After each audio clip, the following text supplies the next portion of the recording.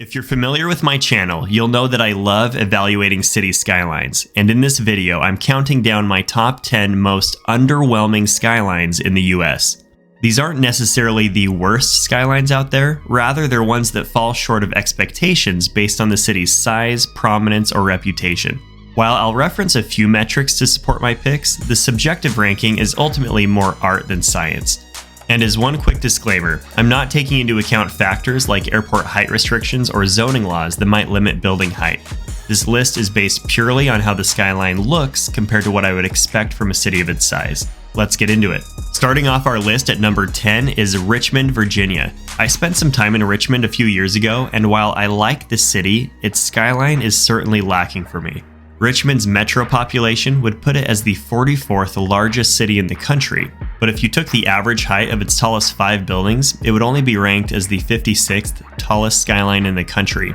Beyond that, the skyline lacks any defining features that would make it easy to visualize if you weren't actually staring at it. Next on our list is Charm City, Baltimore, Maryland. Baltimore is one of the largest 25 metros in the country, but its skyline is well short of top 25 territory for me. Although the city added a nice-looking skyscraper, the 414 Light Street, in 2018, its skyline still leaves plenty to be desired given the city's large size. In the 8th spot on this list, I have Orlando, Florida. Orlando's skyline has a decent density to it, but it's made up of mostly squatty buildings around 400 feet tall. Taking the average height of its tallest 5 buildings, it would be ranked as the 48th tallest skyline in the country, significantly underperforming its metro population ranking of 20. We'll head up to New England for the 7th most underwhelming skyline, Providence, Rhode Island. Providence as a city has a lot to like, but its skyline isn't one of them. The skyline feels stuck in time, given that there hasn't been a building taller than 400 feet built in over 50 years. Providence has the 39th largest metro population in the country, but its skyline falls far short of that, coming in as the 65th tallest skyline in the country. This one may come as a surprise, but the 6th most underwhelming skyline in the country is Los Angeles for me. On its face, I like the Los Angeles skyline, and even ranked it as my 8th favorite skyline in North America. It makes this list though because it just doesn't live up to expectations. LA is one of America's finest cities and is only short of New York in both population as well as its global cultural significance. Its skyline, however, just doesn't come close to measuring up to the city's global status. Chicago's skyline blows LA's out of the water, and I would consider cities like Philly and Miami to have more impressive skylines overall. I was in Los Angeles earlier this year, and I just couldn't help but think that the skyline doesn't live up to expectations. We'll stay out west for the 5th most underwhelming skyline in the country, Tucson, Arizona. Unlike LA's skyline, Tucson's skyline doesn't provide much of anything to get excited about. In fact, the city hasn't built a building taller than 200 feet since the 80s.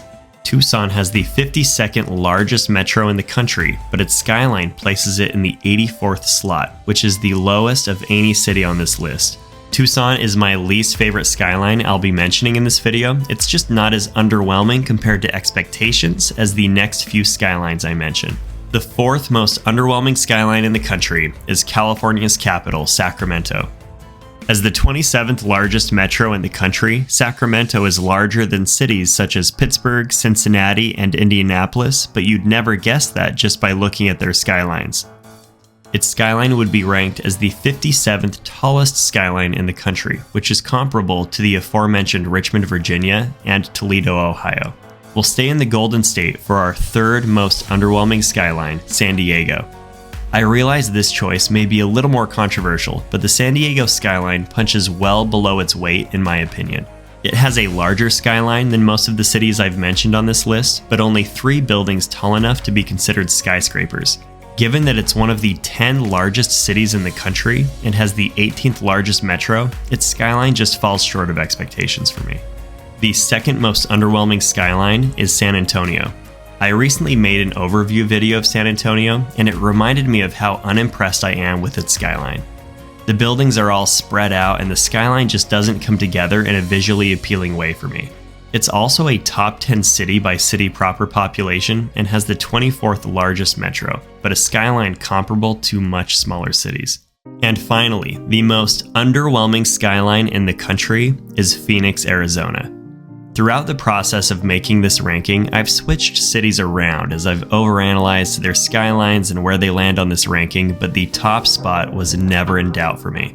Underwhelming is the perfect word to describe the Phoenix skyline. Phoenix is a huge, significant city with a city proper population of nearly 1.7 million. This makes it the 5th largest city in the country, falling between Houston and Philadelphia, yet its skyline pales in comparison to those cities.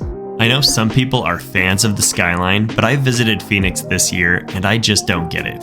It also has the largest gap between its metro population ranking of 10 and its skyline height ranking of 51. Well, that does it for my video ranking the most underwhelming skylines in the country. It's obviously a subjective ranking at the end of the day, so you'll have to share how your ranking would differ in the comments. If you enjoyed the video, please give it a like and consider subscribing. Thanks for watching.